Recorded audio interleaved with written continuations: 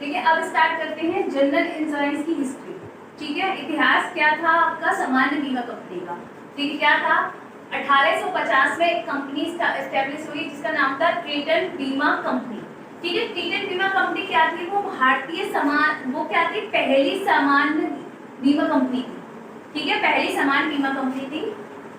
अब आता है 1907 में क्या हुआ, 1907 में हुआ इंडियन मर्चेंटाइल इंश्योरेंस कंपनी हुई है। ठीक है, क्या थी, इंडियन मर्चेंटाइल इंश्योरेंस लिमिटेड। ठीक है, वो क्या थी, वो सारी पॉलिसी वाली पहली कंपनी थी। ये वाली जो कंपनी थी, ये वाली ट्रीटन बीमा कंपनी, ये केवल कार का बाइक का इंश्योरेंस कराती थी, कार और बाइक का। ठीक है, लेकिन जो 1907 वाली जो कंपनी थी वो इंडियन जो किसकी थी, वो केवल सारी पॉलिसी के लिए थी, Indian mercantile insurance company limited. ठीक है, ये सारी पॉलिसी करती थी। ठीक है, अब 1957 में क्या आया, समान बीमा द्वारा बीमा काउंसिलिंग का राष्ट्रीयकरण। मतलब समान बीमा कंपनी जो थी उसके द्वारा क्या किया गया, समान बीमा काउंसिलिंग का राष्ट्रीयकरण किया गया। ठीक है, अब 1972 में क्या हुआ, 1972 में हुआ सामान्य बीमा व्यवसाय एक्ट पारित हुआ। ठीक है, कब हुआ, 1972 में। अब फिर क्या हुआ, जब ये एक्ट पारित हुआ तो 107 कंपनियां, ठीक है, 107 कंपनियां जो सामान्य जीवन बीमा कंपनी की 107 कंपनियां थी, वो 4 कंपनियों में विलय हो गई। ठीक है, देखिए 107 कंपनियों का जो मर्ज हुआ, जो विलय हुआ 4 कंपनियों में, वो 4 कंपनियां ये थी आपकी, नेशनल इंश्योरेंस कंपनी लिमिटेड, ठीक है, the new India insurance company limited, the oriental insurance company limited और the united India insurance company limited. इन 4 कंपनियों को क्या हुआ, इन 4 कंपनियों का क्या हो गया, मर्ज हो गया। ठीक है, मर्ज होने के बाद 107 कंपनियों का मर्ज होने के बाद ये 4 कंपनियां बन गई। ये कंपनी जो चारों थी, ये अंडर काम करने लग गई। ठीक है, अंडर वर्क किया इन्होंने, जीआईसी के अंडर वर्क किया। ठीक है, जीआईसी के अंडर वर्क करने लग गई और जीआईसी का वो आया था 1 जनवरी 1973 में। ठीक है, अब 1993 में क्या हुआ, एक मल्होत्रा करके कमेटी रिपोर्ट बनाई गई, किसके द्वारा, इडरा के द्वारा। इडरा का मतलब क्या है, इंडस्ट्रियल रेवोल्यूशनरी डेवलपमेंट अथॉरिटी। देखिए इडरा की फुल फॉर्म क्या है, इडरा की फुल फॉर्म है the insurance regulatory development authority. ठीक है, जो आई थी 1999 में। ठीक है, अब क्या हुआ, ये कमेटी किसने बनाई थी, ये कमेटी बनाई थी आर.एन. मल्होत्रा ने। ठीक है, आर.एन. मल्होत्रा कौन थे, आर.एन. मल्होत्रा आरबीआई के गवर्नर। कौन थे, आरबीआई के गवर्नर।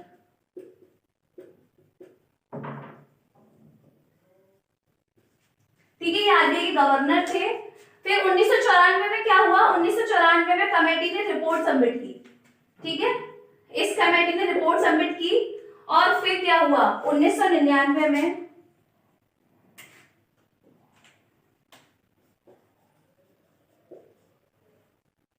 इडरा ने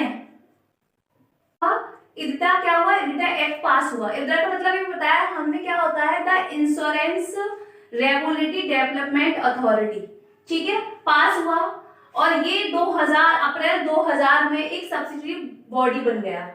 ठीक है, और सेक्शन 114A में क्या हुआ, इंश्योरेंस एक्ट 1938 के तहत ये क्या बना था, तो सेक्शन 114A में इंश्योरेंस कंपनी एक्ट 1938 ने ये पारित किया कि अब इडरा जो है आपकी रूल्स ऑफ रेगुलेशन बना सकता है। ठीक है, 2000 में एक जीवन बीमा, जो बीमा कंपनी के प्राइवेट जीवन की कंपनी क्या हुई, बीमा कंपनी प्राइवेट कंपनी में चेंज हो गई। ठीक है, क्या हुआ, 2000 में बीमा कंपनी क्या हुई, प्राइवेट कंपनी में चेंज हो गई।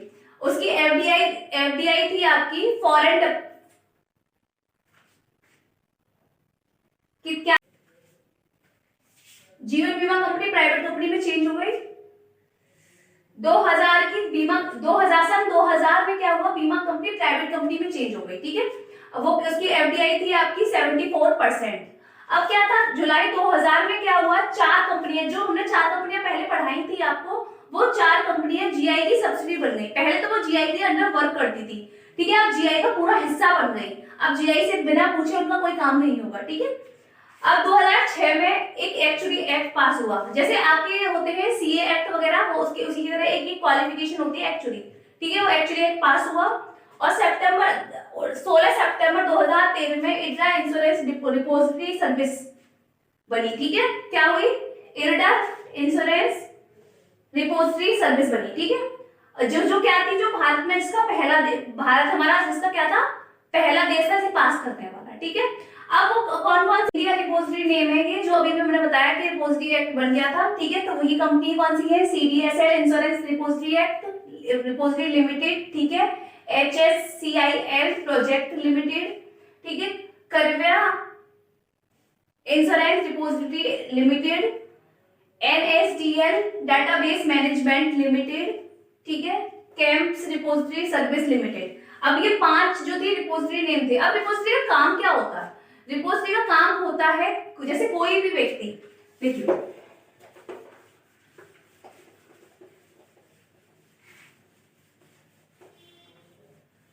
क्या काम होता है रिपोजिटरी का?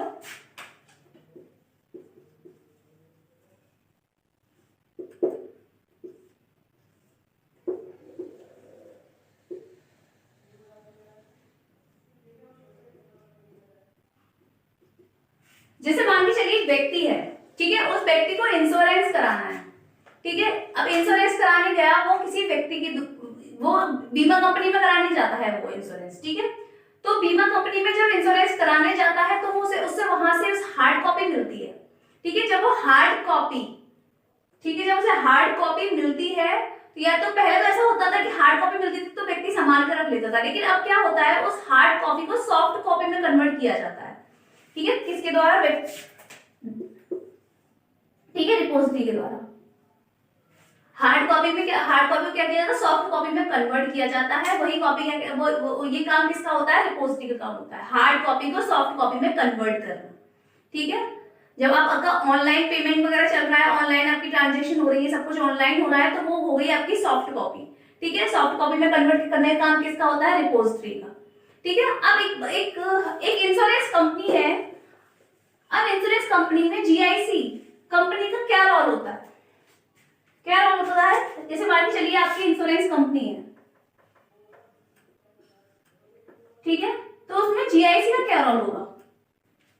देखिए GIC का रोल क्या होगा इंश्योरेंस कंपनी में? जैसे कोई व्यक्ति आया, किसी व्यक्ति को इंश्योरेंस कराना था 5 लाख का, ठीक है, 5 लाख मान लेते हैं, 5 लाख का इंश्योरेंस कराना था किसी भी व्यक्ति को।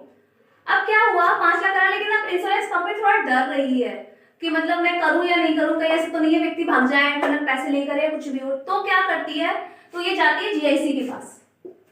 जब ये GIC के पास जाती है तो क्या करते हैं, ये दोनों अपना अपना परसेंटेज बांट कर, ठीक है, उसका क्या कर देते हैं? इंश्योरेंस कर देते हैं व्यक्ति का। मतलब दोनों ही इस इंश्योरेंस में रोल निभाते हैं, ठीक है। उनका जो भी होता है परसेंटेज, जो भी डिसाइडेड होता है वो, ठीक है, अभी डिसाइडेड नहीं है, मतलब हर व्यक्ति का वो पैसे के हिसाब से या इंश्योरेंस के हिसाब से, ठीक है, डिसाइड हो जाता है। तो इंश्योरेंस कंपनी और GIC कंपनी उस परसेंटेज को बांट लेते हैं और व्यक्ति का इंश्योरेंस कर देते हैं, जिससे क्या होता है कि दोनों ही, अगर लॉसेस होता है किसी का भी, तो दोनों ही इंश्योरेंस कंपनी और GIC दोनों ही उसको उठा सकते हैं, ठीक है। तो ये काम होता है GIC का इंश्योरेंस कंपनी में। यहीं पर हमारे क्या हुआ, जनरल इंश्योरेंस की हिस्ट्री खत्म होती है, ठीक है। कल हम नई क्लास में मिलेंगे।